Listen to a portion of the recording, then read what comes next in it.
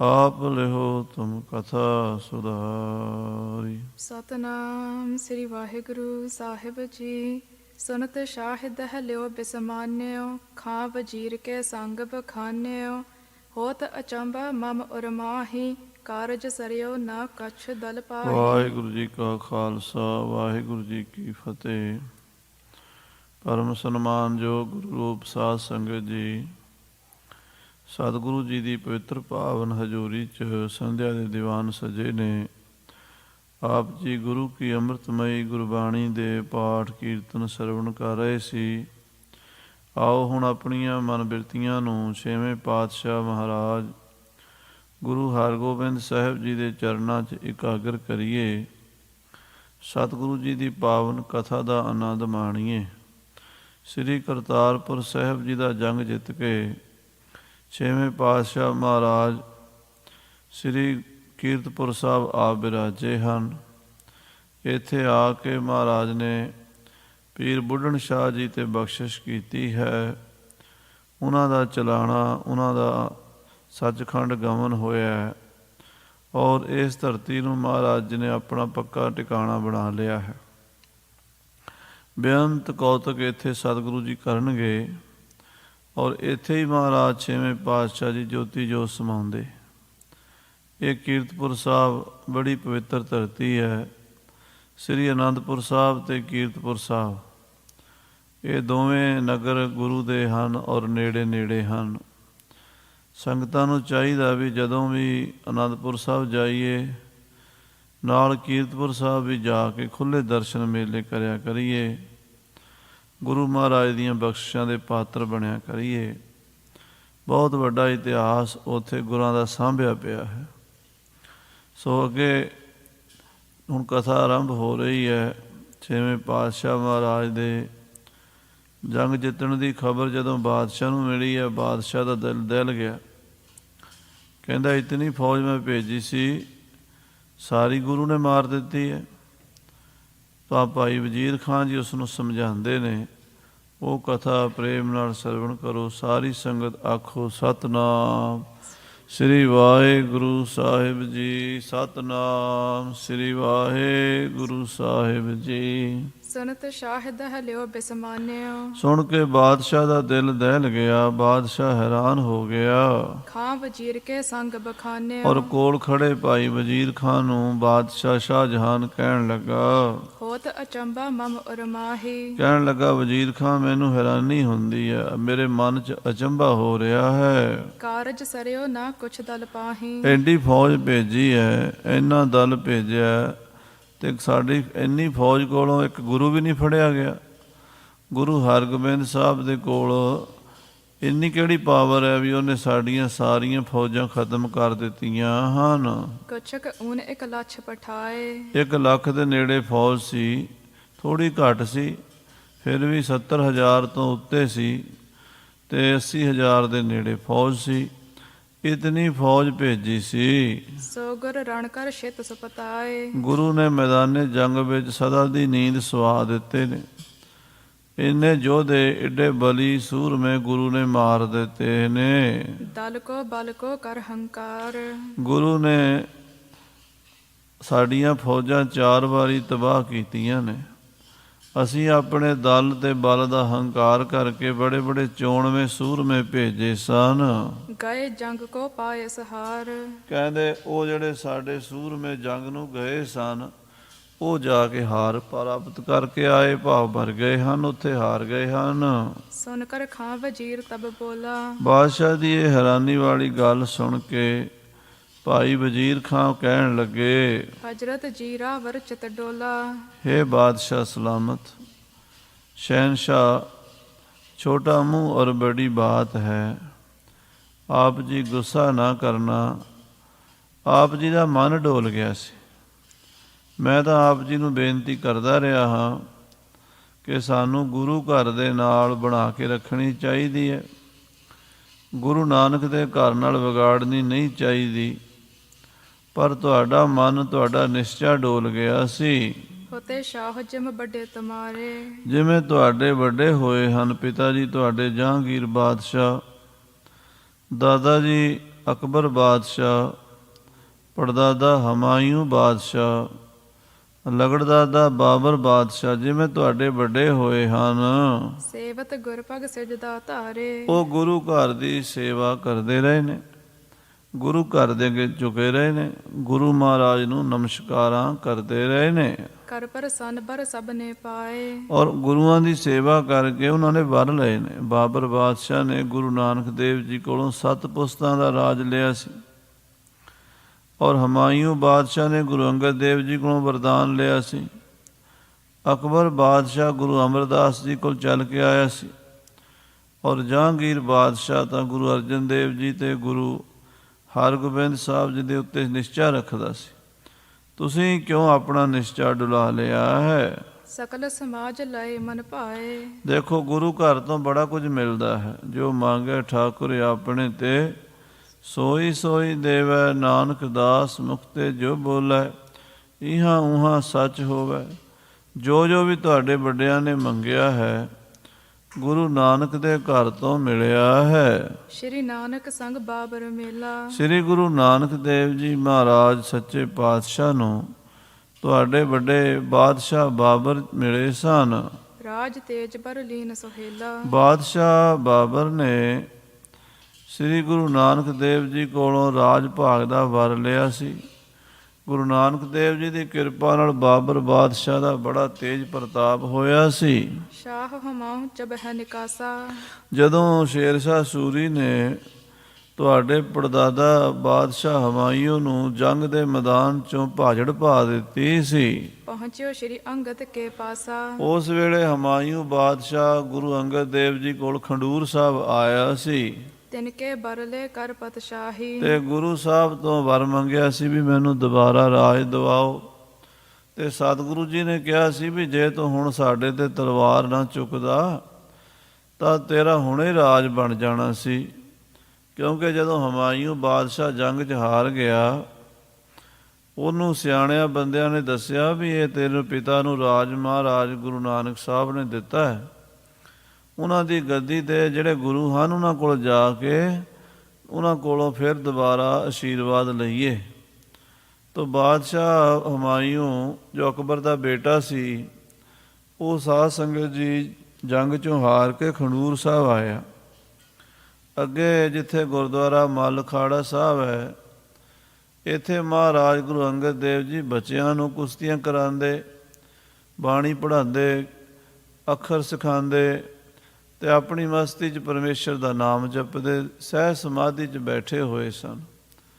ਉਸ ਵੇਲੇ ਬਾਦਸ਼ਾਹ ਹਮਾਯੂੰ ਜਦੋਂ ਪਹੁੰਚਿਆ ਤੇ ਮਹਾਰਾਜ ਉੱਠ ਕੇ ਖੜੇ ਨਹੀਂ ਹੋਏ। ਇਹ ਜਿਹੜੇ ਬਾਦਸ਼ਾਹ ਲੋਕ ਹੁੰਦੇ, ਇਹਨਾਂ ਨੂੰ ਆਪਣੇ ਮਾਣ ਸਨਮਾਨ ਦੀ ਬੜੀ ਭੁੱਖ ਹੁੰਦੀ ਹੈ। ਮਨ ਵਿੱਚ ਆਇਆ ਵੀ ਇਹਨਾਂ ਨੇ ਮੇਰਾ ਨਿਰਾਦਰ ਕੀਤਾ ਹੈ, ਮੈਨੂੰ ਉੱਠ ਕੇ ਮਿਲੇ ਨਹੀਂ, ਮੇਰਾ ਆਓ ਭਗਤ ਨਹੀਂ ਕੀਤੀ। ਤੇ ਗੁਰੂ ਸਾਹਿਬ ਦੇ ਸਿਰਹਾਣੇ ਵਾਲੇ ਪਾਸੇ ਆ ਕੇ ਤਲਵਾਰ ਨੂੰ ਮੁੱਠੇ ਨੂੰ ਹੱਥ ਪਾ ਕੇ ਖਿੱਚਣ ਲੱਗਾ ਵੀ ਮੈਂ ਇਹਨਾਂ ਦਾ ਸਿਰ ਲਾ ਦਿਆਂ। ਤੇ ਗੁਰੂ ਸਾਹਿਬ ਨੇ ਜਦੋਂ ਇਸ ਤਰ੍ਹਾਂ ਨੇਤਰ ਉੱਪਰ ਕੀਤੇ, ਤਲਵਾਰ ਅੱਧੀ ਮਿਆਨ 'ਚੋਂ ਨਿਕਲੀ ਸੀ, ਅੱਧੀ ਅੰਦਰ ਸੀ, ਉੱਥੇ ਹੀ ਜਾਮ ਹੋ ਗਈ, ਉੱਥੇ ਹੀ ਹੱਥ ਰੁਕ ਗਿਆ। ਤੇ ਸਤਿਗੁਰੂ ਕਹਿਣ ਲੱਗੇ ਹਮਾਯੂੰ ਬਾਦਸ਼ਾਹ, ਇਹ ਤਲਵਾਰ ਇੱਥੇ ਸੰਤਾਂ ਫਕੀਰਾਂ 'ਤੇ ਨਹੀਂ ਕੱਢੀ ਦੀ ਹੁੰਦੀ, ਇਹ ਕੱਢਣੀ ਸੀ ਤੇ ਜੰਗ ਦੇ ਮੈਦਾਨ 'ਚ ਸ਼ੇਰਸ਼ਾਹ ਸੂਰੀ ਨਾਲ ਜਦੋਂ ਜੰਗ ਹੋਇਆ ਉੱਥੇ ਕੱਢਣੀ ਸੀ, ਉੱਥੇ ਜ਼ੋਰ ਵਿਖਾਣੇ ਸੀ ਤਲਵਾਰ ਦੇ। ਸੰਤਾਂ ਫਕੀਰਾਂ ਦੇ ਉੱਤੇ ਕੀ ਤਲਵਾਰ ਚੁੱਕਣੀ ਹੋਈ। ਫਿਰ ਪੈਰੀਂ ਪੈ ਗਿਆ। ਜਦੋਂ ਪੈਰੀਂ ਪੈ ਗਿਆ ਤੇ ਮਹਾਰਾਜ ਕਹਿਣ ਲੱਗੇ ਠੀਕ ਹੈ ਵੀ ਹੁਣ ਜੇ ਤੂੰ ਇਹ ਕਿਰਪਾਨ ਨਾ ਕੱਢਦਾ ਤੇ ਰਾਜ ਤੈਨੂੰ ਹੁਣੇ ਦਵਾ ਦਿੰਦੇ, ਪਰ ਇਹ ਗੁਸਤਾਖੀ ਕਰਕੇ ਤੈਨੂੰ ਕੁਝ ਸਾਲ ਲੱਗਣਗੇ, ਆਪਣੇ ਦੇਸ਼ ਚਲਾ ਜਾ, ਫਿਰ ਤੂੰ ਆਵੀਂ, ਤੈਨੂੰ ਰਾਜ ਦਵਾ ਦਿਆਂਗੇ। ਹਮਾਯੂੰ ਬਾਦਸ਼ਾਹ 12 ਵਰ੍ਹਿਆਂ ਪਿੱਛੋਂ ਫਿਰ ਆਇਆ ਸੀ, ਹਿੰਦੁਸਤਾਨ ਦਾ ਬਾਦਸ਼ਾਹ ਬਣਿਆ ਸੀ। ਵਰ ਤਾਂ ਗੁਰੂ ਅੰਗਦ ਦੇਵ ਜੀ ਨੇ ਦਿੱਤਾ ਸੀ, ਕਰਿਓ ਰਾਜ ਬੜ ਅਵਨੀ ਮਾਹੀ। ਔਰ ਫਿਰ ਸਾਰੀ ਧਰਤੀ ਤੇ ਰਾਜ ਕੀਤਾ ਹਿੰਦੁਸਤਾਨ ਦੇ ਵਿੱਚ। ਸਮਤਵੰਤ ਬੜ ਅਕਬਰ ਭਏ। ਫਿਰ ਉਹਦਾ ਪੁੱਤਰ ਅਕਬਰ ਬਾਦਸ਼ਾਹ, ਉਹ ਵੀ ਬੜਾ ਸਮਝਦਾਰ, ਬੜਾ ਸਿਆਣਾ, ਜਲਾਲੂਦੀਨ ਅਕਬਰ ਜਿਹਦਾ ਨਾਮ ਸੀ। ਉਹ ਕਹਿੰਦੇ ਵੀ ਹਿੰਦੂ ਤੇ ਮੁਸਲਮਾਨ 'ਚ ਵਿਤਕਰਾ ਨਹੀਂ ਸੀ ਕਰਦਾ, ਹਿੰਦੂਆਂ ਨਾਲ ਵੀ ਤੇ ਮੁਸਲਮਾਨਾਂ ਨਾਲ ਵੀ ਪ੍ਰੇਮ ਰੱਖਦਾ ਸੀ।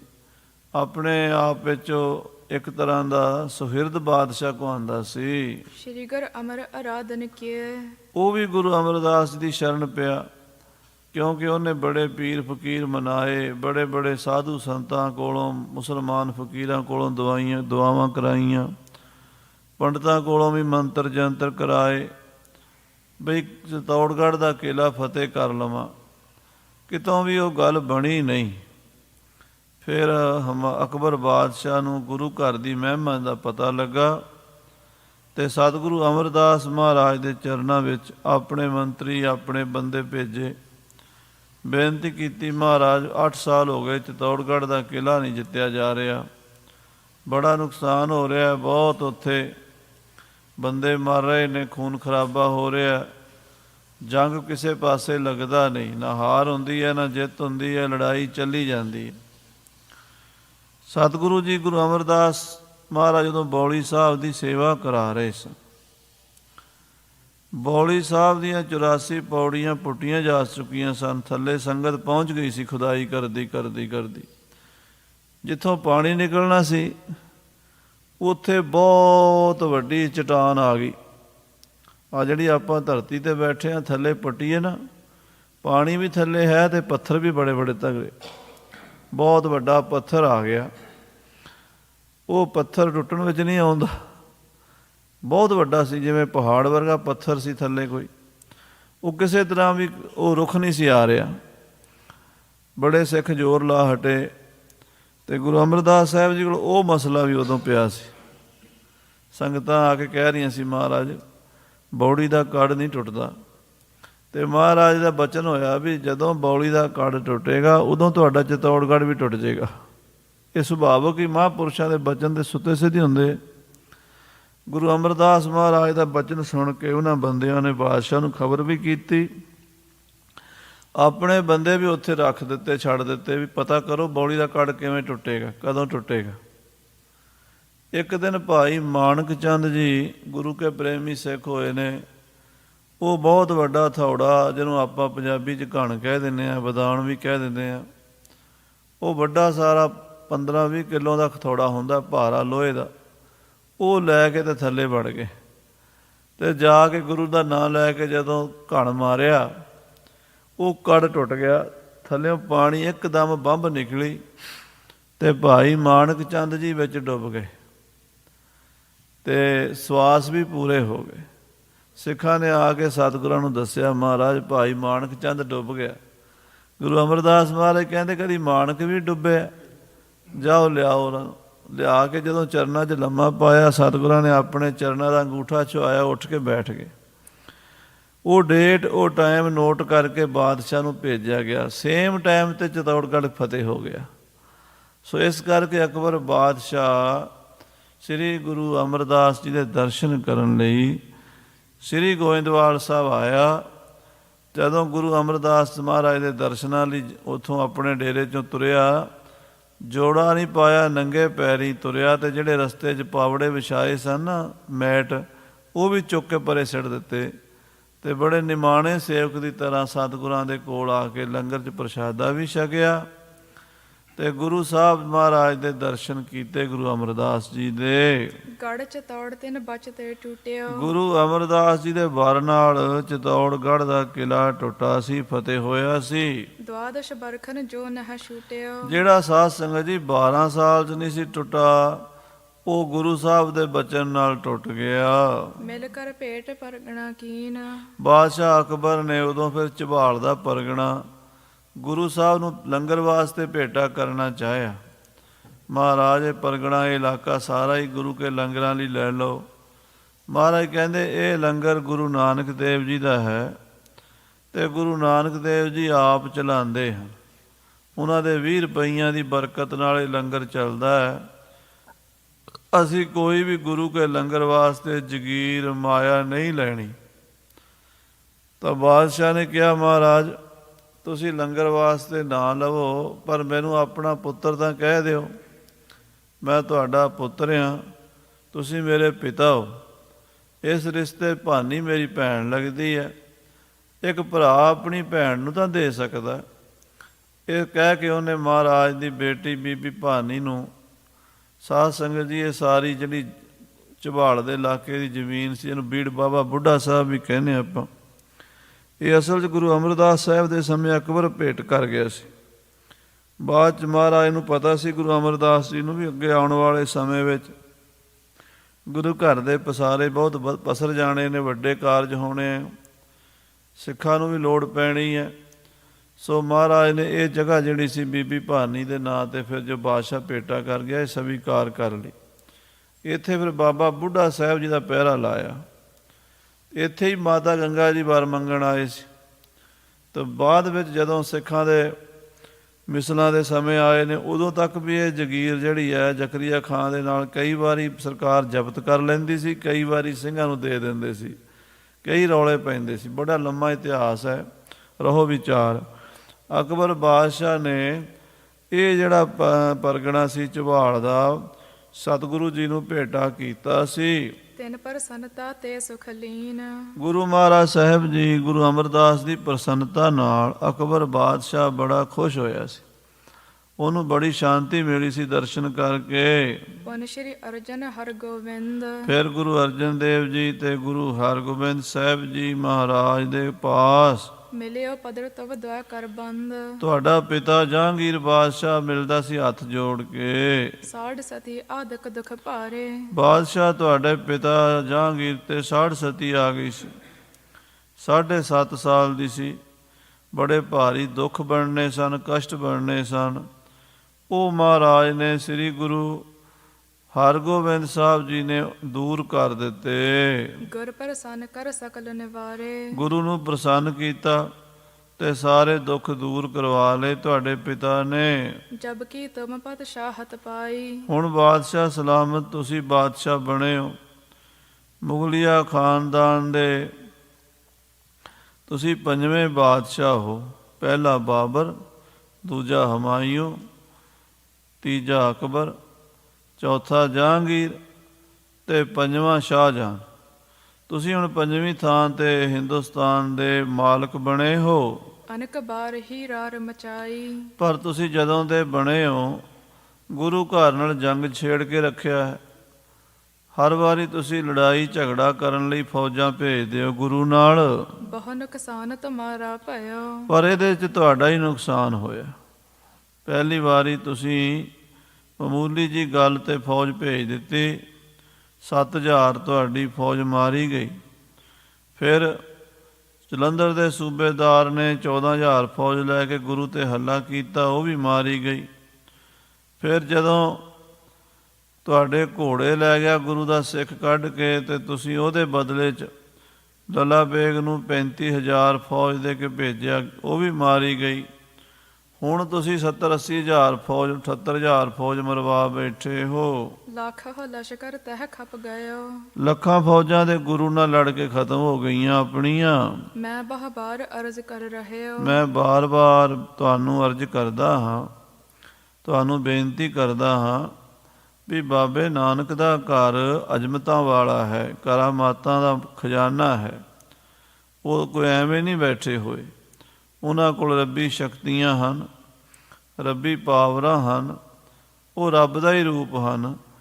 ਉਹਨਾਂ ਦੇ ਨਾਲ ਕੋਈ ਬਰਾਬਰੀ ਨਹੀਂ ਕਰ ਸਕਦਾ। ਭੇਤ ਨ ਕਛੂ ਆਪਨੇ ਲਹਿਓ। ਆਪ ਜੀ ਨੇ ਇਸ ਗੱਲ ਦਾ ਭੇਦ ਨਹੀਂ ਲਿਆ, ਆਪ ਜੀ ਨੇ ਵਿਚਾਰ ਨਹੀਂ ਕੀਤੀ ਸ਼ਹਿਨਸ਼ਾਹ। ਇਸ ਕਰਕੇ ਹਰ ਵਾਰੀ ਆਪ ਜੀ ਦਾ ਨੁਕਸਾਨ ਹੋਇਆ ਹੈ। ਅਪਰ ਨਰਨ ਸਮਝਾਨਤ ਉਰਮੈ। ਤੁਸੀਂ ਗੁਰੂ ਮਹਾਰਾਜ ਨੂੰ ਆਮ ਬੰਦਿਆਂ ਵਰਗਾ ਬੰਦਾ ਸਮਝਦੇ ਹੋ। ਤੁਸੀਂ ਸਮਝਦੇ ਹੋ ਵੀ ਗੁਰੂ ਹਰਗੋਬਿੰਦ ਸਾਹਿਬ ਇੱਕ ਬੰਦਾ ਹੀ ਹੈ, ਪਰ ਨਹੀਂ, ਉਹ ਅਕਾਲ ਪੁਰਖ ਪਰਮੇਸ਼ਰ ਵੱਲੋਂ ਭੇਜੇ ਹੋਏ ਮਹਾਂਪੁਰਸ਼ ਅਵਤਾਰ, ਸੂਰਬੀਰ ਯੋਧੇ, ਦਾਨੀ, ਦਇਆਵਾਨ, ਕਰੁਣਾ ਨਿਧਾਨ, ਬੇਅੰਤ ਗੁਣਾਂ ਦੇ ਮਾਲਕ ਹਨ। ਲੱਖ ਹਤ ਹੈ ਜੋ ਏਕ ਬਚਨ ਮੈਂ। ਉਹ ਤਾਂ ਇੱਕੋ ਬਚਨ ਦੇ ਨਾਲ ਲੱਖਾਂ ਨੂੰ ਮਾਰ ਸਕਦੇ ਨੇ। ਉਹਨਾਂ ਦੇ ਤੇ ਬਚਨ ਵਿੱਚ ਇੰਨੀ ਸੱਤਿਆ ਹੈ ਵੀ ਜੇ ਉਹ ਬਚਨ ਕਰ ਦੇਣ ਤੇ ਮੁਰਦੇ ਜੀ ਪੈਣ, ਤੇ ਜੇ ਉਹ ਬਚਨ ਕਰ ਦੇਣ ਤੇ ਜਿਉਂਦੇ ਮਰ ਜਾਣ। ਉਹਨਾਂ ਅੱਗੇ ਕਿਹੜੀ ਚੀਜ਼ ਅੜ ਸਕਦੀ ਹੈ?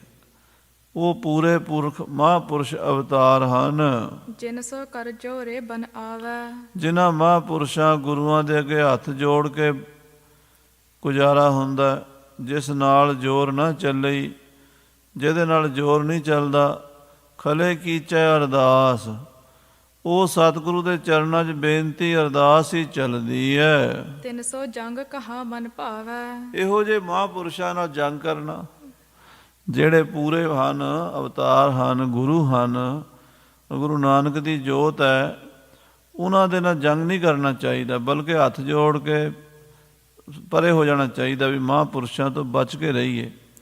ਇੱਕ ਬਚਨ ਦੇ ਨਾਲ ਉਹ ਧਰਤੀ ਉਲਟਾ ਸਕਦੇ ਹਨ। ਉਹਨਾਂ ਦੇ ਬੋਲ ਅਧੂਰੇ ਨਹੀਂ ਜਾਂਦੇ, ਖਾਲੀ ਨਹੀਂ ਜਾਂਦੇ। ਮੁਗਲ ਸਖਾਪਨ ਅਬਦੁਲ ਖਾਨ। ਪਹਿਲਾਂ ਦੇਖੋ, ਮੁਗਲ ਸਖਾਂ ਭੇਜਿਆ ਤੁਸੀਂ, ਮਾਰਿਆ ਗਿਆ। ਫਿਰ ਅਬਦੁਲ ਖਾਂ ਭੇਜਿਆ, ਉਹ ਵੀ ਮਾਰਿਆ ਗਿਆ। ਲੱਲਾ ਸੋ ਕੰਬਰ ਸੈਨ ਮਹਾਨ। ਫਿਰ ਲੱਲਾ ਬੇਗ ਲੈ ਕੇ ਗਿਆ ਫੌਜਾਂ, ਕੰਬਰ ਬੇਗ, ਕਾਬਲ ਬੇਗ, ਬੜੇ ਬੜੇ ਸੂਰਮੇ ਭੇਜੇ, ਉਹ ਵੀ ਮਾਰੇ ਗਏ। ਬਨ ਪੈਂਦਾ ਅਬ ਨਿਮਕ ਹਰਾਮੀ। ਤੇ ਹੁਣ ਜਿਹੜੇ ਬੰਦੇ ਦੇ ਆਖੇ ਲੱਗ ਕੇ ਤੁਸੀਂ ਫੌਜਾਂ ਭੇਜੀਆਂ ਪੈਂਦੇ ਖਾਂ ਦੇ, ਉਹ ਤੇ ਨਿਮਕ ਹਰਾਮੀ ਹੈ। ਉਹਨੇ ਤੇ ਗੁਰੂ ਘਰ ਦਾ ਲੂਣ ਖਾਧਾ, ਗੁਰੂ ਘਰ 'ਚ ਜੰਮਿਆ ਪਲਿਆ, ਗੁਰੂ ਘਰ ਦੀਆਂ ਬਰਕਤਾਂ ਲਈਆਂ ਨੇ, ਤੇ ਗੁਰੂ ਘਰ ਦਾ ਹੀ ਵਿਰੋਧੀ ਬਣ ਗਿਆ। 16 ਸਾਲਾਂ ਦੇ ਪੈਂਦੇ ਖਾਂ ਨੂੰ 6ਵੇਂ ਪਾਤਸ਼ਾਹ ਨੇ ਪੁੱਤਰਾਂ ਤਰ੍ਹਾਂ ਲੈ ਕੇ ਗੋਦ ਪਾਲਿਆ, ਜਿਵੇਂ ਸਾਰੀ ਦੁਨੀਆ ਜਾਣਦੀ ਹੈ। ਐਡੀ ਵਧੀਆ ਖੁਰਾਕ ਦਿੱਤੀ, ਇੰਨਾ ਵਧੀਆ ਉਹਦਾ ਸਰੀਰ ਹੋਇਆ, ਤੇ ਐਡਾ ਵੱਡਾ ਉਹਨੂੰ ਯੋਧਾ ਵੀ ਬਣਾਇਆ, ਸ਼ਸਤਰ ਵਿੱਦਿਆ ਵੀ ਆਪ ਸਿਖਾਉਂਦੇ ਰਹੇ ਮਹਾਰਾਜ। ਉਹੀ ਪੈਂਦਾ ਖਾਂ ਗੁਰੂ ਦੇ ਉਲਟ ਹੋ ਗਿਆ। ਤੁਸੀਂ ਉਹਦੀਆਂ ਗੱਲਾਂ ਮੰਨ ਲਈਆਂ, ਪੈਂਦੇ ਖਾਂ ਦੀ ਗੱਲ ਤੁਹਾਨੂੰ ਮੰਨਣੀ ਨਹੀਂ ਸੀ ਚਾਹੀਦੀ ਬਾਦਸ਼ਾਹ। ਹਾਂਜੀ, ਤੁਮਰੋ ਲਸ਼ਕਰ ਕਰ ਅਨੁਗਾਮੀ। ਦੇਖੋ, ਉਸ ਪੈਂਦੇ ਖਾਂ ਨਿਮਕ ਹਰਾਮੀ ਨੇ ਤੁਹਾਡੀ ਫੌਜ ਵੀ ਮਰਵਾਤੀ। ਆਪ ਤੇ ਮਰਿਆ ਹੀ ਹੈ, ਤੇ ਤੁਹਾਡੀ ਫੌਜ ਵੀ ਨਾਲ ਲੈ ਬੈਠਾ। ਤੁਹਾਡਾ ਵੀ ਕਿੱਡਾ ਨੁਕਸਾਨ ਹੋਇਆ, ਬੇਇੱਜ਼ਤੀ ਵੱਖਰੀ ਹੋਈ ਹੈ। ਹਾਂਜੀ, ਮਰਿਓ ਜਾਏ ਕੁਛ ਸਰੀ ਨਕਾਰਾ। ਤੇ ਗੁਰੂ ਨੂੰ ਫੜ ਵੀ ਨਹੀਂ ਸਕਿਆ। ਕਹਿੰਦਾ ਸੀ ਮੈਂ ਗੁਰੂ ਨੂੰ ਚੁੱਕ ਕੇ ਲੈ ਆਵਾਂਗਾ 6ਵੇਂ ਪਾਤਸ਼ਾਹ ਨੂੰ, ਤੇ ਤੁਹਾਡੇ ਦਰਬਾਰ 'ਚ ਪੇਸ਼ ਕਰਾਂਗਾ। ਉਹ ਗੱਲ ਸਰੀ ਕੋਈ ਨਹੀਂ ਗਾ, ਉਹ ਕੰਮ ਹੋਇਆ ਹੀ ਨਹੀਂ, ਤੇ ਆਪਣੀ ਜਾਨ ਵੀ ਗਵਾ ਬੈਠਾ, ਤੇ ਸਾਡੀਆਂ ਫੌਜਾਂ ਵੀ ਮਰਵਾ ਦਿੱਤੀਆਂ ਪੈਂਦੇ ਨੇ। ਜੇ ਗੁਰ ਸੰਗ ਲਰੈ ਜਗ ਸਾਰਾ। ਇਹ ਬਾਦਸ਼ਾਹ ਸਲਾਮਤ, ਜੇ ਗੁਰੂ ਦੇ ਨਾਲ ਸਾਰਾ ਜਗਤ ਹੀ ਲੜੇ, ਸਾਰੀ ਦੁਨੀਆ ਹੀ ਗੁਰੂ ਨਾਲ ਲੜਨ ਲੱਗ ਪਏ, ਸਾਰੀ ਦੁਨੀਆ ਦੇ ਬਾਦਸ਼ਾਹ ਇਕੱਠੇ ਹੋ ਜਾਣ, ਸਾਰੀਆਂ ਹੀ ਫੌਜਾਂ, ਜਿੰਨੀ ਦੁਨੀਆ ਸਾਰੀ ਗੁਰੂ ਦੇ ਨਾਲ ਯੁੱਧ ਕਰਨ ਨੂੰ ਆ ਜਾਵੇ, ਤਉ ਨ ਜੀਤ ਸਕੈ ਮਰ ਰਹੈ। ਤਾਂ ਵੀ ਗੁਰੂ ਨੂੰ ਨਹੀਂ ਜਿੱਤ ਸਕਦੀ। ਗੁਰੂ ਦੀ ਪਦਵੀ ਸੰਸਾਰ ਤੋਂ ਬਹੁਤ ਉੱਚੀ ਹੈ। ਚੌਥੀ ਪਦਵੀ ਗੁਰ ਕੀ ਉੱਚੀ। ਸੰਸਾਰ ਤਿੰਨਾਂ ਗੁਣਾਂ ਵਿੱਚ ਹੈ। ਤਿਹੀ ਗੁਣੀ ਸੰਸਾਰ ਭਰਮ ਸੁੱਤਾ, ਸੁੱਤਿਆਂ ਰਹਿਣ ਵਿਹਾਣੀ। ਇਹ ਸੰਸਾਰ ਤਿੰਨਾਂ ਗੁਣਾਂ 'ਚ ਸੁੱਤਾ ਹੋਇਆ। ਇਹਨਾਂ ਦੀ ਜ਼ਿੰਦਗੀ ਦੀ ਰਾਤ ਸੁੱਤਿਆਂ ਹੀ ਲੰਘ ਜਾਂਦੀ ਹੈ। ਚੌਥੀ ਪਦਵੀ ਗੁਰ ਕੀ ਉੱਚੀ, ਗੁਰੂ ਦੀ ਚੌਥੀ ਪਦਵੀ ਹੈ, ਤੁਰੀਆ ਅਵਸਥਾ ਹੈ।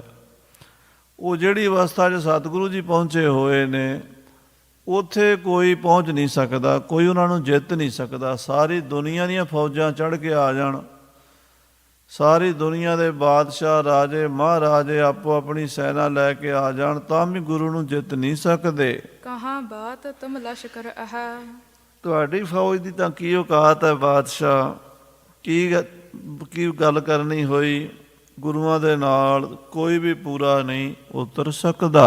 ਇਤਿਆਦਿਕ ਜਬ ਕਰਤੇ ਬਾਤੀ। ਇਸ ਤਰ੍ਹਾਂ ਦੀਆਂ ਗੱਲਾਂ ਭਾਈ ਵਜ਼ੀਰ ਖਾਨ ਜੀ ਬਾਦਸ਼ਾਹ ਨੂੰ ਸੁਣਾ ਰਹੇ ਨੇ, ਬੜੇ ਤਰੀਕੇ ਨਾਲ ਸਮਝਾ ਰਹੇ ਨੇ ਵੀ ਅਜੇ ਵੀ ਬਾਦਸ਼ਾਹ ਸਮਝ ਜਾਵੇ, ਅਜੇ ਵੀ ਗੁਰੂ ਘਰ ਦਾ ਵਿਰੋਧ ਛੱਡ ਦੇਵੇ। ਮਿਲਵੇ ਕਿ ਮਹਿਮਾ ਬਰਨ ਨਾ ਸਾਕੋ, ਨਾਨਕ ਪਰੈ ਪਰੀਲਾ। ਸਾਧ ਸੰਗਤ ਜੀ, ਜਿੰਨੀਆਂ ਮਰਜ਼ੀ ਲੜਾਈਆਂ ਹੋਣ, ਜਿੰਨੇ ਮਰਜ਼ੀ ਝਗੜੇ ਹੋਣ, ਅਖੀਰ ਤਾਂ ਸ਼ਾਂਤੀ ਵਿਚਾਰ ਨਾਲ ਹੀ ਹੁੰਦੀ ਹੈ।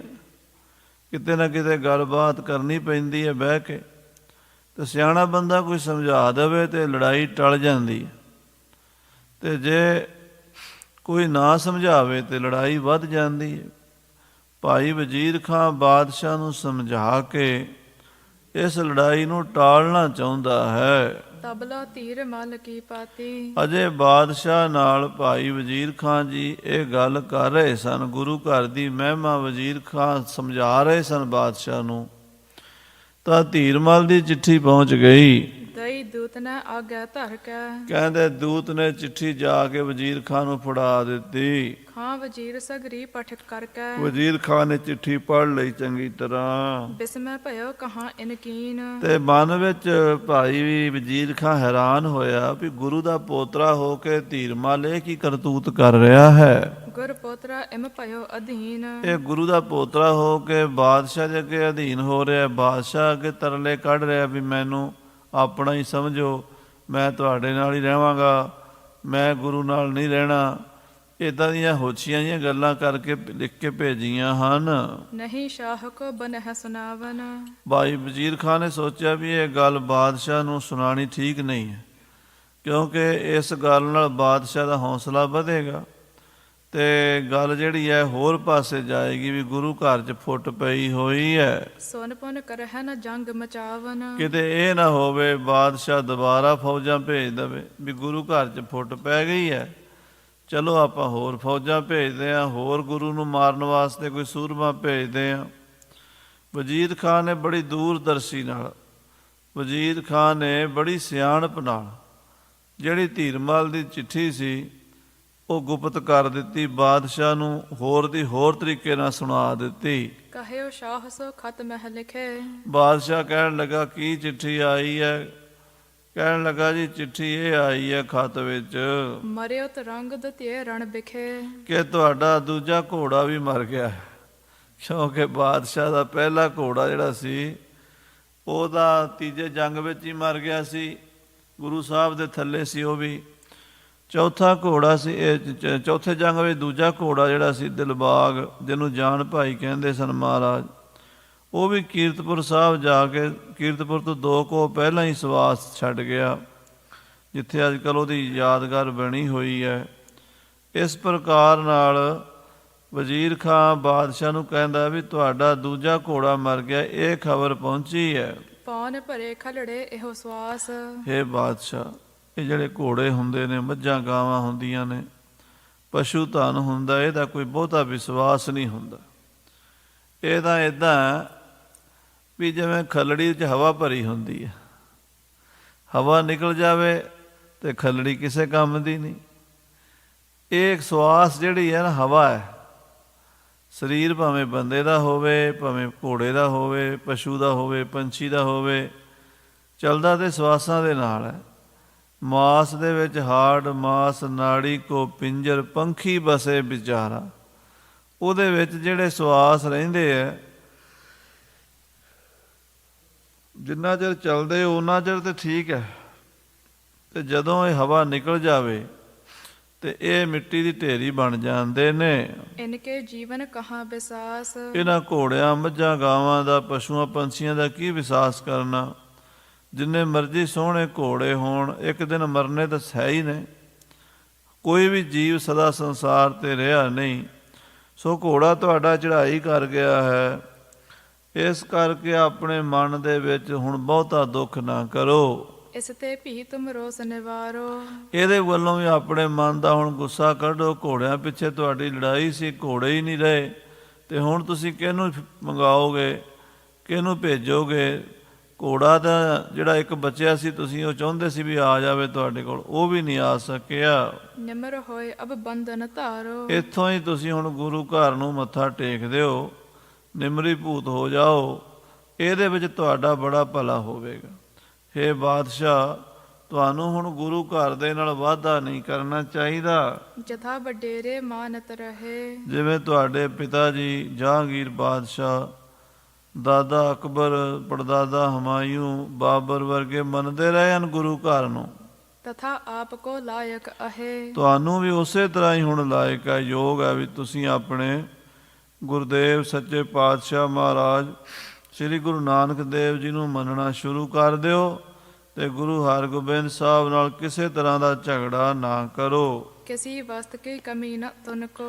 ਤੁਹਾਨੂੰ ਕੋਈ ਕਮੀ ਤਾਂ ਹੈ ਨਹੀਂ, ਘੋੜਿਆਂ ਦੀ ਕਿਹੜੀ ਕਮੀ, ਤੁਸੀਂ ਬਾਦਸ਼ਾਹ ਹੋ, ਸ਼ਹਿਨਸ਼ਾਹ ਹਿੰਦੁਸਤਾਨ ਦੇ, ਤੁਹਾਨੂੰ ਕਿਸੇ ਚੀਜ਼ ਦੀ ਕਮੀ ਹੈ। ਵਧੀਆ ਤੋਂ ਵਧੀਆ ਹਾਥੀ, ਵਧੀਆ ਤੋਂ ਵਧੀਆ ਘੋੜੇ, ਵਧੀਆ ਤੋਂ ਵਧੀਆ ਸ਼ਸਤਰ, ਕਿਲੇ, ਕੋਟ, ਖਜ਼ਾਨੇ, ਮੁਲਕਾਂ ਦੇ ਮਾਲਕ ਹੋ ਤੁਸੀਂ, ਧਰਤੀ ਦੇ ਮਾਲਕ ਹੋ, ਹਿੰਦੁਸਤਾਨ ਦੀ ਧਰਤੀ ਦੇ ਤੁਸੀਂ ਮਾਲਕ ਹੋ। ਅਤੇ ਤੁਹਾਨੂੰ ਛੋਟੀਆਂ ਛੋਟੀਆਂ ਚੀਜ਼ਾਂ ਪਿੱਛੇ ਕਲਾ ਕਲੇਸ਼ 'ਚ ਨਹੀਂ ਪੈਣਾ ਚਾਹੀਦਾ। ਬਨਹੁ ਸਰਲ ਤਿਆਗਹੁ ਗੁਰ ਗਮ ਕੋ। ਤੁਸੀਂ ਹੁਣ ਮਨ ਸਰਲ ਕਰ ਲਓ ਅਤੇ ਗੁਰੂ ਵੱਲੋਂ ਆਪਣੇ ਮਨ ਦਾ ਜਿਹੜਾ ਗਮ ਹੈ, ਦੁੱਖ ਹੈ, ਦੂਰ ਕਰ ਲਓ। ਬਹਰ ਕੁਟਿਲਤਾ ਤਾਰਹੁ ਨਾਹੀ। ਫਿਰ ਮਨ ਵਿੱਚ ਗੁਰੂ ਪ੍ਰਤੀ ਕੁਟਲਤਾ, ਮਨ ਵਿੱਚ ਕੋਈ ਦਵੈਸ਼, ਈਰਖਾ ਨਾ ਰੱਖੋ। ਸੁਖ ਭੋਗਹੁ ਆਪਣੇ ਘਰ ਮਾਹੀ। ਆਪਣੇ ਘਰ 'ਚ ਬਹਿ ਕੇ ਬਾਦਸ਼ਾਹ ਤੁਸੀਂ ਸੁਖ ਮਾਣੋ, ਆਨੰਦ ਮਾਣੋ। ਸੁਨ ਉਪਦੇਸ਼ ਸ਼ਾਹ ਮਨ ਫਿਰਿਓ। ਸਾਧ ਸੰਗਤ ਜੀ, ਬਾਦਸ਼ਾਹ ਨੇ ਜਦੋਂ ਇਹ ਉਪਦੇਸ਼ ਸੁਣਿਆ ਨਾ ਭਾਈ ਵਜੀਦ ਖਾਂ ਦਾ, ਤੇ ਮਨ ਬਦਲ ਗਿਆ। ਜੇ ਕੋਈ ਚੰਗੀ ਸਲਾਹ ਦੇ ਦੇਵੇ ਪਿਆਰ ਨਾਲ, ਤੇ ਵਿਗੜੇ ਤਿਗੜੇ ਵੀ ਸਿੱਧੇ ਹੋ ਜਾਂਦੇ ਆ। ਜਹਾਂਗੀਰ ਬਾਦਸ਼ਾਹ ਸ਼ਾਹਜਹਾਨ ਦਾ ਮਨ ਜਿਹੜਾ ਸੀ ਨਾ, ਉਹ ਵਜ਼ੀਰ ਖਾਂ ਦੀਆਂ ਗੱਲਾਂ ਨਾਲ ਹੁਣ ਕੁਝ ਸੁਧਰ ਗਿਆ। ਨਿਸਕ੍ਰਿਤ ਲਖ ਪਛਤਾਵਨ ਕਰਿਓ। ਸੋਚਣ ਲੱਗਾ ਵੀ ਐਵੇਂ ਗੁਰੂ ਘਰ ਨਾਲ ਝਗੜਾ ਛੇੜ ਕੇ ਕੋਈ ਫਾਇਦਾ ਤਾਂ ਹੋਇਆ ਨਹੀਂ, ਬਲਕਿ ਆਪਣੇ ਬੰਦੇ ਹੀ ਮਰਵਾਏ ਨੇ। ਲੱਖਾਂ ਕਰੋੜਾਂ ਰੁਪਈਆਂ ਦਾ ਧਨ ਖਰਚ ਹੋ ਗਿਆ। ਲੜਾਈ ਐਵੇਂ ਨਹੀਂ ਹੁੰਦੀ, ਲੜਾਈ 'ਤੇ ਬਹੁਤ ਪੈਸਾ ਖਰਚ ਹੁੰਦਾ। ਜਾਨਾਂ ਵੀ ਜਾਂਦੀਆਂ ਨੇ, ਪੈਸਾ ਵੀ ਜਾਂਦਾ। ਜਿੱਥੇ 70-80 ਹਜ਼ਾਰ ਬੰਦਾ ਮਰਵਾ ਬੈਠਾ ਹਾਂ ਗੁਰੂ ਨਾਲ ਲੜਾਈ ਕਰਕੇ ਇਸ ਜੰਗ ਵਿੱਚ, ਓਨੇ ਹੀ ਘੋੜੇ ਵੀ ਮਾਰੇ ਗਏ ਨੇ, ਓਨਾ ਹੀ ਅਸਲਾ ਤੇ ਬਰੂਦ ਖਤਮ ਹੋਇਆ ਹੈ, ਸ਼ਸਤਰ ਬੜੇ ਬਰਬਾਦ ਹੋਏ ਨੇ। ਅਤੇ ਲੋਕਾਂ ਦਾ ਉਲਾਂਭਾ ਵੱਖਰਾ ਵੀ ਇਹ ਬਾਦਸ਼ਾਹ ਦੀ ਫੌਜ ਮਰਵਾਈ ਗਈ ਹੈ। ਇਸ ਕਰਕੇ ਹੁਣ ਪਿੱਛੇ ਹਟ ਜਾਣ ਵਿੱਚ ਹੀ ਫਾਇਦਾ ਹੈ। ਬਿਰਥਾ ਆਪਣੀ ਸੈਨ ਮਰਾਈ। ਬਾਦਸ਼ਾਹ ਸੋਚਦਾ ਮੈਂ ਬਿਰਥਾ ਹੀ ਬਿਨਾਂ ਮਤਲਬ ਦੇ ਹੀ ਆਪਣੀ ਫੌਜ ਮਰਵਾ ਬੈਠਾ ਹਾਂ। ਜਿਸ ਤੇ ਕਾਰਜ ਸਰਿਓ ਨਾ ਰਾਈ। ਤੇ ਫੌਜ ਕੋਲੋਂ ਸਰਿਆ ਵੀ ਕੱਖ ਨਹੀਂ। ਜਾਂ ਤਾਂ ਹੁੰਦਾ ਵੀ ਜੰਗ ਕਰਨ ਗਏ ਸੀ, ਗੁਰੂ ਨੂੰ ਬੰਨ੍ਹ ਕੇ ਲੈ ਆਉਂਦੇ, ਗੁਰੂ ਨੂੰ ਮਾਰ ਦਿੰਦੇ ਜਾਂ ਗ੍ਰਿਫਤਾਰ ਕਰ ਲੈਂਦੇ, ਫਿਰ ਵੀ ਅਸੀਂ ਕਹਿਣ ਜੋਗੇ ਹੁੰਦੇ ਵੀ ਫੌਜ ਬੜੀ ਸਾਡੀ ਯੋਧਿਆਂ ਦੀ ਹੈ, ਸੂਰਮਿਆਂ ਦੀ ਹੈ, ਕਾਮਯਾਬ ਫੌਜ ਹੈ। ਫੌਜ ਕੋਲੋਂ ਸੁਧਰਿਆ ਵੀ ਕੁਛ ਨਹੀਂ ਸਾਡਾ, ਤੇ ਨੁਕਸਾਨ ਅਸੀਂ ਕਰਾ ਬੈਠੇ ਹਾਂ। ਹਾਥ ਜੋਰ ਗੁਰ ਦੇਸ਼ ਮੁਖ ਕਰਕੇ। ਫਿਰ ਬਾਦਸ਼ਾਹ ਨੇ ਨਾ ਉੱਥੇ ਉਸ ਦਿਨ ਤੋਂ ਬਾਅਦ ਹੱਥ ਜੋੜ ਲਏ ਤੇ ਗੁਰੂ ਵਾਲੇ ਪਾਸੇ ਮੂੰਹ ਕਰਕੇ ਸਿਰ ਝੁਕਾ ਦਿੱਤਾ ਵੀ ਅੱਜ ਤੋਂ ਬਾਅਦ ਮੈਂ ਹੁਣ ਗੁਰੂ ਘਰ ਨਾਲ ਕੋਈ ਲੜਾਈ ਨਹੀਂ ਲੜਾਂਗਾ। ਸਜਦਾ ਕੀਨ ਧਰਨ ਸਿਰ ਧਰ ਕੇ। ਬਾਦਸ਼ਾਹ ਸ਼ਾਹਜਹਾਨ ਨੇ ਧਰਤੀ ਤੇ ਸਿਰ ਧਰ ਕੇ ਸਜਦਾ ਕੀਤਾ। ਧੰਨ ਗੁਰੂ ਨਾਨਕ ਪੀਰ, ਧੰਨ ਗੁਰੂ ਹਰਗੋਬਿੰਦ ਸਾਹਿਬ ਜੀ। ਪੰਜ ਪਿਆਲੇ ਪੰਜ ਪੀਰ, ਛਟਮ ਪੀਰ ਬੈਠਾ ਗੁਰ ਭਾਰੀ। ਅਰਜਨ ਕਾਇਆ ਪਲਟ ਕੇ ਮੂਰਤ ਹਰਗੋਬਿੰਦ ਸਵਾਰੀ। ਇਸ ਤਰ੍ਹਾਂ ਬਾਦਸ਼ਾਹ ਸ਼ਾਹਜਹਾਨ ਹੁਣ ਆਪਣੀ ਕੀਤੀ ਤੇ ਪਛਤਾਣ ਲੱਗਾ ਹੈ। ਅਬ ਮੈਂ ਦਰੋਹ ਨ ਤੁਮ ਸੰਗ ਕਰਾ।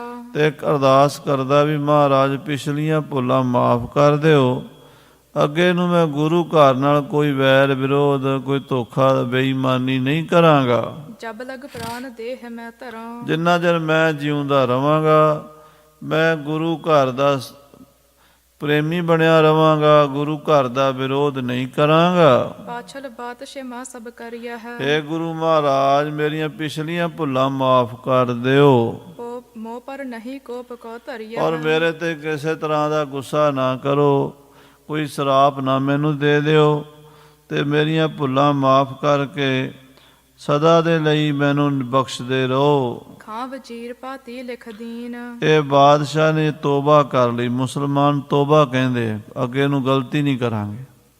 ਕੰਨਾਂ ਨੂੰ ਹੱਥ ਲਾ ਲਏ, ਤੋਬਾ ਕਰ ਲਈ ਬਾਦਸ਼ਾਹ ਨੇ। ਇੱਧਰੋਂ ਭਾਈ ਵਜ਼ੀਰ ਖਾਂ ਜੀ ਨੇ ਚਿੱਠੀ ਦਾ ਜਵਾਬ ਧੀਰਮਲ ਨੂੰ ਲਿਖ ਭੇਜਿਆ ਹੈ। ਧੀਰਮਲ ਭੇਜਨ ਕੀਨ।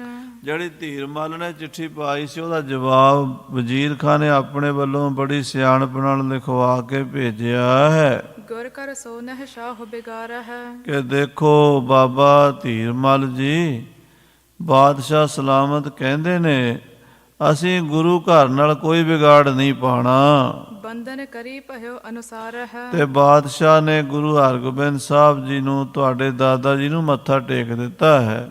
ਲੈ ਕਰ ਹਲਕਾਰ ਟਿਗ ਆਇਓ। ਤੇ ਇਹ ਚਿੱਠੀ ਲੈ ਕੇ ਕਰਤਾਰਪੁਰ ਸਾਹਿਬ ਹਲਕਾਰਾ ਪਹੁੰਚਿਆ। ਪਠ ਕਰ ਧੀਰ ਮਲ ਹਰ ਖਾਇਓ। ਜਦੋਂ ਧੀਰਮਲ ਨੇ ਚਿੱਠੀ ਪੜ੍ਹੀ ਤਾਂ ਖੁਸ਼ ਹੋਇਆ। ਸ਼ਾਹ ਦਸ਼ਾ ਇਸ ਬਿਦ ਭੀਖ ਪਾਤੀ। ਇਸ ਤਰ੍ਹਾਂ ਸਾਧ ਸੰਗਤ ਜੀ ਬਾਦਸ਼ਾਹ ਦੇ ਨਾਲ ਗੁਰੂ ਘਰ ਦਾ ਸੰਬੰਧ ਬਣਿਆ। ਬਾਦਸ਼ਾਹ ਹੁਣ ਅੱਗੇ ਨਾਲੋਂ ਸੁਧਰ ਗਿਆ। ਮਹਾਰਾਜ ਦਾ ਵਿਰੋਧ ਕਰਨਾ ਉਸਨੇ ਛੱਡ ਦਿੱਤਾ। ਅਬਗੁਰ ਕਥਾ ਸੁਨ ਹੋ ਅਵਦਾਤੀ। ਹੁਣ ਗੁਰੂ ਸਾਹਿਬ ਜੀ 6ਵੇਂ ਪਾਤਸ਼ਾਹ ਕੀਰਤਪੁਰ 'ਚ ਵਿਰਾਜਮਾਨ ਹਨ।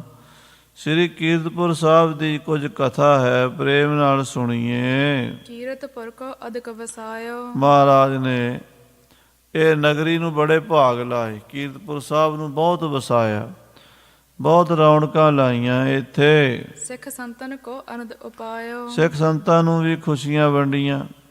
ਸੰਗਤਾਂ ਬਹੁਤ ਪ੍ਰਸੰਨ ਹਨ। ਕਬਹੁ ਜਾਏ ਗੁਰ ਕਰਹਿ ਅਖੇਰਾ। ਕਦੀ ਮਹਾਰਾਜ ਜੀ ਜਾ ਕੇ ਸ਼ਿਕਾਰ ਖੇਡਦੇ ਹਨ।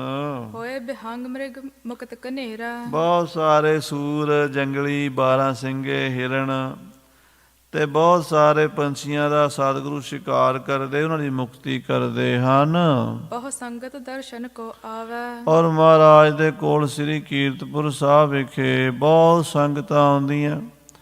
ਦੇਸਾਂ ਪ੍ਰਦੇਸਾਂ ਤੋਂ, ਉੱਤਰ ਤੋਂ, ਦੱਖਣ ਤੋਂ, ਪੂਰਬ ਤੋਂ, ਪੱਛਮ ਤੋਂ ਸੰਗਤਾਂ ਆਉਂਦੀਆਂ ਨੇ। ਧਨੀ ਮਸੰਦ ਦਰਬ ਬਹੁ ਲਿਆਵੈ। ਬੜੇ ਬੜੇ ਧਨੀ ਮਸੰਦ ਮਾਇਆ ਇਕੱਠੀ ਕਰਕੇ ਲਿਆਉਂਦੇ। ਕੋਈ ਕਾਬਲ ਤੋਂ ਆ ਰਿਹਾ, ਕੋਈ ਪਿਸ਼ਾਵਰ ਤੋਂ ਆ ਰਿਹਾ, ਕੋਈ ਮੁਲਤਾਨ ਤੋਂ ਆ ਰਿਹਾ, ਕੋਈ ਸਿੰਧ ਤੋਂ ਆ ਰਿਹਾ, ਕੋਈ ਬਲਖ ਬੁਖਾਰੇ ਤੋਂ, ਕੋਈ ਕਸ਼ਮੀਰ ਤੋਂ, ਕੋਈ ਜੰਮੂ ਤੋਂ, ਕੋਈ ਮਾਝੇ ਤੋਂ, ਕੋਈ ਮਾਲਵੇ ਤੋਂ, ਕੋਈ ਦੁਆਬੇ ਤੋਂ। ਇਸ ਤਰ੍ਹਾਂ ਦੁਨੀਆ ਭਰ ਤੋਂ ਸਿੱਖ, ਕੋਈ ਢਾਕਾ ਬੰਗਲਾਦੇਸ਼ ਤੋਂ, ਦੂਰੋਂ ਦੂਰੋਂ ਸਿੱਖ ਆਉਂਦੇ। ਦਸਵੰਧ ਦੀ ਮਾਇਆ ਇਕੱਠੀ ਕਰਕੇ ਗੁਰੂ ਸਾਹਿਬ ਨੂੰ ਭੇਟਾ ਕਰਦੇ ਹਨ। ਚਾਰੋਂ ਦਿਸ਼ ਤੇ ਗੁਰ ਕੀ ਕਾਰ। ਔਰ ਗੁਰੂ ਮਹਾਰਾਜ ਦੀ ਕਾਰ ਭੇਟਾ ਚਾਰੇ ਪਾਸਿਓਂ ਇਕੱਠੀ ਹੁੰਦੀ ਹੈ। ਨਿਤ ਪ੍ਰਤ ਆਵਹ ਦਰਬ ਉਦਾਰ। ਬਹੁਤ ਧਨ ਆਉਂਦਾ ਹੈ, ਹਜ਼ਾਰਾਂ ਦੀ ਤਾਦਾਦ ਵਿੱਚ ਮਾਇਆ ਆਉਂਦੀ ਹੈ। ਰਾਤ ਦਿਵਸ ਹੋਏ ਦੀਰਘ ਦੇਗ। ਤੇ ਉਹਦੇ ਨਾਲ ਗੁਰੂ ਦਾ ਲੰਗਰ ਬੜਾ ਸੋਹਣਾ ਚੱਲਦਾ।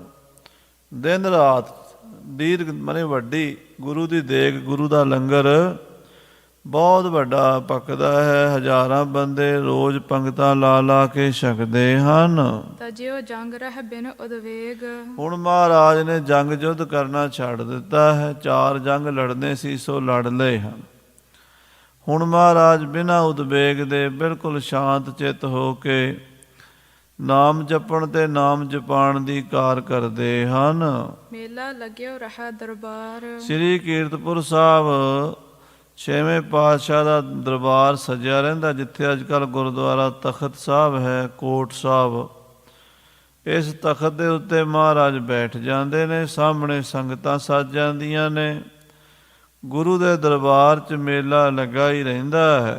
ਦਰਸ਼ਨ ਦੇਖੇ ਅਨੰਦ ਉਦਾਰ। ਔਰ ਦਰਸ਼ਨ ਦੇਖਣ ਵਾਲੇ ਦਰਸ਼ਨ ਕਰ ਕਰਕੇ ਬੜਾ ਆਨੰਦ ਮਾਣਦੇ ਹਨ, ਬੜੇ ਖੁਸ਼ ਹੁੰਦੇ ਹਨ। ਕਥਾ ਕੀਰਤਨ ਦਿਨ ਪ੍ਰਤ ਹੋਏ। ਕਥਾ ਕੀਰਤਨ ਸਾਧ ਸੰਗਤ ਜੀ ਹਰ ਰੋਜ਼ ਹੁੰਦਾ। ਗੁਰੂ ਦਰਬਾਰ ਦੀਆਂ 2 ਚੀਜ਼ਾਂ ਨੇ ਸਾਧ ਸੰਗਤ ਜੀ। ਇੱਕ ਤਾਂ ਗੁਰੂ ਦਾ ਲੰਗਰ ਜ਼ਰੂਰੀ ਹੈ। ਗੁਰੂ ਮਹਾਰਾਜ ਦਾ ਹੁਕਮ ਹੈ ਵੀ ਲੰਗਰ, ਜਿੱਥੇ ਵੀ ਨਿਸ਼ਾਨ ਸਾਹਿਬ ਝੂਲਦਾ ਉੱਥੇ ਲੰਗਰ ਮਰਜ਼ਾਦਾ ਹੈ। ਭਾਵੇਂ ਰੁੱਖਾ ਮਿੱਸਾ ਹੀ ਹੋਵੇ, ਗੁਰੂ ਮਹਾਰਾਜ ਦੀ ਕਿਰਪਾ ਨਾਲ ਮਿਲਦਾ ਜ਼ਰੂਰ ਹੈ। ਦੂਜੀ ਚੀਜ਼ ਆ ਗੁਰੂ ਦੇ ਘਰ ਦੀ ਮਰਜ਼ਾਦਾ, ਕਥਾ ਤੇ ਕੀਰਤਨ। ਇਹ ਗੁਰੂ ਸਾਹਿਬ ਜੀ, ਗੁਰੂ ਨਾਨਕ ਦੇਵ ਜੀ ਤੋਂ ਚਲੀਆਂ ਆਉਂਦੀਆਂ ਮਰਜ਼ਾਦਾ, ਇਹ ਬਦਲਣੀਆਂ ਨਹੀਂ ਚਾਹੀਦੀਆਂ। ਨਾ ਕੀਰਤਨ ਬੰਦ ਹੋਣਾ ਚਾਹੀਦਾ ਗੁਰਦੁਆਰਿਆਂ 'ਚ, ਨਾ ਕਥਾ ਬੰਦ ਹੋਣੀ ਚਾਹੀਦੀ, ਅਤੇ ਨਾ ਲੰਗਰ ਬੰਦ ਹੋਣਾ ਚਾਹੀਦਾ। ਜਿਹੜੇ ਸੱਜਣ ਇਹਨਾਂ ਚੀਜ਼ਾਂ ਨੂੰ ਬੰਦ ਕਰਾਉਣਾ ਚਾਹੁੰਦੇ ਨੇ, ਉਹ ਸਮਝੋ ਸਿੱਖੀ ਦੇ ਮੁੱਢ ਦੇ ਉੱਤੇ ਕੁਹਾੜਾ ਮਾਰਨਾ ਚਾਹੁੰਦੇ। ਜਿਹੜਾ ਸਿੱਖੀ ਦਾ ਮੁੱਢ ਹੈ ਨਾ, ਜਿਵੇਂ ਕੋਈ ਦਰਖਤ ਦੀ ਜੜ੍ਹ ਕੱਟ ਦਈਏ ਤਾਂ ਉਹ ਸਾਰਾ ਹੀ ਖਤਮ ਹੋ ਜਾਂਦਾ। ਜੇ ਲੰਗਰ ਖਤਮ ਹੋ ਜਾਵੇ ਤੇ ਕਥਾ ਕੀਰਤਨ ਦੀ ਮਰਜ਼ਾਦਾ ਬੰਦ ਹੋ ਜਾਵੇ, ਫਿਰ ਬਾਕੀ ਦੱਸੋ ਕੀ ਰਹਿ ਗਿਆ? ਕੁਛ ਵੀ ਨਹੀਂ। ਫਿਰ ਤਾਂ ਗੁਰਦੁਆਰੇ ਦੀ ਬਿਲਡਿੰਗ ਬਣਾ ਕੇ ਰੱਖ ਛੱਡੋ, ਉਹਦੀ ਵਰਤੋਂ ਕਾਹਦੀ ਹੈ? ਕੋਈ ਵੀ ਨਹੀਂ। ਗੁਰੂ ਘਰ ਦੇ ਵਿੱਚ ਲੰਗਰ ਤੇ ਕਥਾ ਕੀਰਤਨ ਬਹੁਤ ਜ਼ਰੂਰੀ ਨੇ, ਬੁਨਿਆਦੀ ਚੀਜ਼ਾਂ ਨੇ। ਮਹਾਰਾਜ ਨੇ ਕਦੀ ਬੰਦ ਨਹੀਂ ਹੋਣ ਦਿੱਤੀਆਂ। 6ਵੇਂ ਪਾਤਸ਼ਾਹ ਦਾ ਲੰਗਰ ਵੀ ਚੱਲਦਾ, ਦਰਬਾਰ ਵੀ ਸਜਦੇ ਨੇ, ਕੀਰਤਨ ਕਥਾ ਵੀ ਹੁੰਦੀ ਹੈ, ਅਤੇ ਸਤਿਗੁਰੂ ਸ਼ਿਕਾਰ ਖੇਡਣ ਵੀ ਜਾਂਦੇ ਨੇ। ਕਿਉਂਕਿ 6ਵੇਂ ਜਾਮੇ ਤੋਂ ਇਹ ਸ਼ਸਤਰ ਵਿੱਦਿਆ ਸ਼ੁਰੂ ਹੋਈ ਹੈ। ਪਹਿਲਾਂ 5 ਪਾਤਸ਼ਾਹੀਆਂ ਸ਼ਾਂਤ ਸਰੂਪ ਹੋ ਕੇ ਭਜਨ ਬਾਣੀ ਨਾਲ ਹੀ, ਕੀਰਤਨ ਨਾਲ ਹੀ, ਕਥਾ ਨਾਲ ਅਤੇ ਲੰਗਰ ਨਾਲ ਹਜ਼ਾਰਾਂ ਲੱਖਾਂ ਲੋਕਾਂ ਨੂੰ ਜੋੜਿਆ ਹੈ, ਸਿੱਖੀ ਨਾਲ ਜੋੜਿਆ ਹੈ। 6ਵੇਂ ਜਾਮੇ 'ਚ ਸ਼ਕਤੀ ਦਾ ਸੰਚਾਰ ਵੀ ਕੀਤਾ, ਵੀ ਤਾਂ ਕਿ ਸਿੱਖ ਯੋਧੇ ਵੀ ਬਣਨ, ਜੇ ਲੋੜ ਪਵੇ ਆਪਣੇ ਦੇਸ਼ ਦੀ, ਆਪਣੀ ਕੌਮ ਦੀ, ਆਪਣੇ ਧਰਮ ਦੀ ਰਾਖੀ ਕਰ ਸਕਣ। ਇਹ ਮਹਾਰਾਜ ਸੱਚੇ ਪਾਤਸ਼ਾਹ ਜੀ ਦੀ ਮਰਿਆਦਾ ਹੈ। ਸੁਨ ਸੁਨ ਮਨ ਨਿਰਮਲ ਸਭ ਕੋਏ। ਸੁਣ ਸੁਣ ਕੇ ਕਥਾ ਕੀਰਤਨ ਸਿੱਖਾਂ ਦੇ ਮਨ ਨਿਰਮਲ ਹੁੰਦੇ। ਗੁਰਬਾਣੀ ਦਾ ਪਾਠ ਸੁਣੇ, ਗੁਰਬਾਣੀ ਦਾ ਕੀਰਤਨ ਸੁਣੇ, ਗੁਰਬਾਣੀ ਦੀ ਕਥਾ ਸੁਣੇ, ਮਨ ਦੀ ਮੈਲ ਹੌਲੇ ਹੌਲੇ ਉਤਰਦੀ ਹੈ। ਸੁਣ ਸੁਣ ਇਹ ਮਨ ਹਰਿਆ ਹੋਵੇ। ਇਹ ਮਨ ਜਿਹੜਾ ਹੈ ਨਾ, ਸੁਣ ਸੁਣ ਕੇ ਗੁਰਬਾਣੀ ਹਰਾ ਭਰਾ ਹੋ ਜਾਂਦਾ, ਨਿਰਮਲ ਹੋ ਜਾਂਦਾ ਹੈ। ਇੱਕ ਦਿਨ ਬੈਠੇ ਸਭਾ ਲਗਾਏ। ਇੱਕ ਦਿਨ ਮਹਾਰਾਜ 6ਵੇਂ ਪਾਤਸ਼ਾਹ ਸ੍ਰੀ ਕੀਰਤਪੁਰ ਸਾਹਿਬ ਦੀਵਾਨ ਲਾ ਕੇ ਬੈਠੇ ਸਨ। ਦੂਰ ਦੇਸ਼ ਤੇ ਦੁਆ ਸਿੱਖ ਆਏ। ਦੂਰ ਦੇਸ਼ ਤੋਂ, ਯੂਪੀ ਵਾਲੇ ਪਾਸਿਓਂ 2 ਸਿੱਖ ਆਏ ਹਨ। ਤੇਹ ਕੀ ਸੰਗਤ ਲਿਖ ਅਰਦਾਸ। ਉਥੋਂ ਦੀ ਸੰਗਤ ਨੇ, ਜਿਹੜੇ ਉਸ ਇਲਾਕੇ ਦੇ ਯੂਪੀ ਬਿਹਾਰ ਦੇ ਸਿੱਖ ਨੇ, ਉਹਨਾਂ ਨੇ ਮਹਾਰਾਜ ਨੂੰ ਅਰਦਾਸ ਲਿਖ ਕੇ ਭੇਜੀ। ਆਪਾਂ ਅੱਜ ਕੱਲ੍ਹ ਚਿੱਠੀ ਕਹਿੰਦੇ ਆ, ਪਰ ਪੁਰਾਤਨ ਗ੍ਰੰਥਾਂ 'ਚ ਅਰਦਾਸ ਲਿਖਿਆ। ਸੰਗਤ ਨੇ ਚਿੱਠੀ ਲਿਖ ਕੇ ਭੇਜੀ ਹੈ। ਪਹੁੰਚਾਈ ਸਤਿਗੁਰ ਕੇ ਪਾਸ। ਉਹ ਸਿੱਖ ਚਿੱਠੀ ਲੈ ਕੇ 6ਵੇਂ ਪਾਤਸ਼ਾਹ ਕੋਲ ਪਹੁੰਚੇ ਹਨ। ਕਰ ਬੰਧਨ ਧਰ ਦੀਨ ਅਗਾਰੀ। ਉਹਨਾਂ ਨੇ ਮਹਾਰਾਜ ਨੂੰ ਮੱਥਾ ਟੇਕਿਆ, ਤੇ 2 ਸਿੱਖਾਂ ਨੇ ਉਹ ਚਿੱਠੀ ਸੰਗਤ ਦੀ ਗੁਰੂ ਦੇ ਚਰਨਾਂ 'ਚ ਰੱਖ ਦਿੱਤੀ। ਖੋਲ ਸੋ ਪਠੀ ਹਕੀਕਤ ਸਾਰੀ। ਸਤਿਗੁਰੂ ਜੀ ਨੇ ਚਿੱਠੀ ਖੋਲ ਕੇ ਪੜ੍ਹੀ। ਜੋ ਯੂਪੀ ਬਿਹਾਰ ਦੇ ਸਿੱਖਾਂ ਦੀ ਬੇਨਤੀ ਸੀ, ਉਹ ਜਾਣ ਗਏ ਸਤਿਗੁਰੂ ਜੀ। ਸ਼੍ਰੀ ਸਤਿਗੁਰ ਤੁਮ ਹੋ ਬਸ ਪ੍ਰੇਮ। ਚਿੱਠੀ 'ਚ ਲਿਖਿਆ ਸੀ, ਹੇ ਗਰੀਬ ਨਵਾਜ ਸੱਚੇ ਪਾਤਸ਼ਾਹ ਜੀ ਮਹਾਰਾਜ, ਤੁਸੀਂ ਪ੍ਰੇਮ ਦੇ ਵਸ ਵਿੱਚ ਹੋ। ਸਾਚ ਕਹੋ ਸੁਨ ਲਿਹੋ ਸਭੈ, ਜਿਨ ਪ੍ਰੇਮ ਕੀਓ ਤਿਨ ਹੀ ਪ੍ਰਭ ਪਾਇਓ। ਰੱਬ ਭਗਤਾਂ ਨੇ ਬਸ ਕੀਤਾ, ਪ੍ਰੇਮ ਦੀਆਂ ਪਾ ਕੇ ਡੋਰਾਂ। ਮਹਾਰਾਜ ਤੁਸੀਂ ਪ੍ਰੇਮ ਦੇ ਬੱਝੇ ਹੋਏ ਹੋ। ਪਹੁੰਚੋ ਸਿੱਖਨ ਟਿਕ ਦੇ ਹੋ ਸ਼ੇਮ। ਜਿੱਥੇ ਤੁਹਾਡੇ ਸਿੱਖ ਰਹਿੰਦੇ, ਤੁਸੀਂ ਉਹਨਾਂ ਕੋਲ ਜਾ ਕੇ ਉਹਨਾਂ ਨੂੰ ਦਰਸ਼ਨ ਦਿੰਦੇ, ਉਹਨਾਂ ਨੂੰ ਮੁਕਤੀ ਕਲਿਆਣ ਦਿੰਦੇ ਹੋ। ਇਹ ਸਭ ਦੇਸ਼ ਦਾਸ ਗੁਰ ਕੇਰਾ। ਇਹ ਮਹਾਰਾਜ, ਇਹ ਜਿਹੜਾ ਦੇਸ਼ ਹੈ, ਇਹ ਸਭ ਗੁਰੂ ਦਾ ਹੈ। ਅਯੁੱਧਿਆ, ਬਨਾਰਸ, ਪਟਨਾ, ਮੁੰਗੇਰ, ਬੀਨਾ, ਇਹ ਸਾਰੇ ਮਹਾਰਾਜ ਗੁਰੂ ਨਾਨਕ ਸਾਹਿਬ ਨੂੰ ਮੰਨਦੇ ਹਨ। ਚਾਹਤ ਹੈ ਚਿਤ ਦਰਸ਼ਨ ਹੇਰਾ। ਇਹ ਸਾਰੀ ਸੰਗਤਾਂ ਯੂਪੀ ਦੀਆਂ, ਬਿਹਾਰ ਦੀਆਂ ਤੁਹਾਡੇ ਦਰਸ਼ਨ ਕਰਨਾ ਚਾਹੁੰਦੀਆਂ ਨੇ। ਆਪਣੋ ਘਰ ਪਾਵਨ ਕੋ ਕਰਾ। ਆਪ ਜੀ ਕੀ ਸਾਡੇ ਘਰ ਆਪਣੇ ਚਰਨ ਪਾਓਗੇ, ਸਾਡੇ ਘਰ ਪਵਿੱਤਰ ਹੋਣਗੇ। ਰਾਵਰ ਕੇ ਪਾਵਨ ਜਬ ਪਰੈ। ਜਦੋਂ ਆਪ ਜੀ ਦੇ ਪਵਿੱਤਰ ਪੈਰ ਸਾਡੇ ਘਰ ਪੈਣਗੇ, ਚਰਨ ਪੈਣਗੇ, ਸਾਡੇ ਘਰ ਪਾਵਨ ਪਵਿੱਤਰ ਹੋ ਜਾਣਗੇ। ਸੁਣ ਸਤਿਗੁਰ ਸ਼੍ਰੀ ਮੁਖ ਮੁਸਕਾਏ। ਸੁਣ ਕੇ 6ਵੇਂ ਪਾਤਸ਼ਾਹ ਮੁਸਕਰਾ ਪਏ, ਹੱਸ ਪਏ, ਬੜੇ ਪ੍ਰਸੰਨ ਹੋਏ ਸਿੱਖਾਂ ਦੀ ਬੇਨਤੀ ਸੁਣ ਕੇ। ਦੇਸ਼ ਦੂਰ ਬਹੁ ਕਿਤ ਕੋ ਜਾਏ। ਮਹਾਰਾਜ ਕਹਿੰਦੇ ਬੜਾ ਦੂਰ ਦੇਸ਼ ਹੈ, ਹੁਣ ਇੰਨੀ ਦੂਰ ਜਾਣਾ ਔਖਾ ਹੈ। ਵਿਧੀ ਚੰਦ ਕੀ ਦਿਸ਼ਾ ਨਿਹਾਰਾ। ਕੋਲ ਬਾਬਾ ਵਿਧੀ ਚੰਦ ਜੀ ਬੈਠੇ ਸਨ। ਉਹਨਾਂ ਵੱਲ ਸਤਿਗੁਰੂ ਜੀ ਨੇ ਵੇਖਿਆ। ਹਿਤ ਭੇਜਨ ਕੇ ਬਾਖ ਉਚਾਰਾ। ਬਾਬਾ ਵਿਧੀ ਚੰਦ ਜੀ ਨੂੰ ਭੇਜਣ ਵਾਸਤੇ ਮਹਾਰਾਜ ਸਾਹਿਬ ਜੀ ਬੋਲੇ ਹਨ। ਤੋਹੇ ਮੋਹ ਮੈਂ ਭੇਦ ਨਾ ਕੋਈ। ਮਹਾਰਾਜ ਕਹਿੰਦੇ ਵਿਧੀ ਚੰਦ ਤੁਹਾਡੇ ਵਿੱਚ ਤੇ ਸਾਡੇ 'ਚ ਕੋਈ ਫਰਕ ਨਹੀਂ ਹੈ। ਵਿਧੀ ਚੰਦ ਛੀਨਾ ਗੁਰੂ ਕਾ ਸੀਨਾ, ਤੁਸੀਂ ਸਾਡਾ ਹੀ ਰੂਪ ਹੋ। ਪਹੁੰਚੋ ਤਹਾਂ ਸਿਦਕ ਲਿਹੋ ਜੋਈ। ਤੁਸੀਂ ਉੱਥੇ ਪਹੁੰਚੋ, ਉੱਥੋਂ ਦੀਆਂ ਸੰਗਤਾਂ ਦਾ ਸਿਦਕ ਹੈ, ਪ੍ਰੇਮ ਹੈ, ਉਹਨਾਂ ਨੂੰ ਜਾ ਕੇ ਦਰਸ਼ਨ ਦਿਓ। ਸਭ ਸੰਗਤ ਕੋ ਦਰਸ਼ਨ ਦੀਜੈ।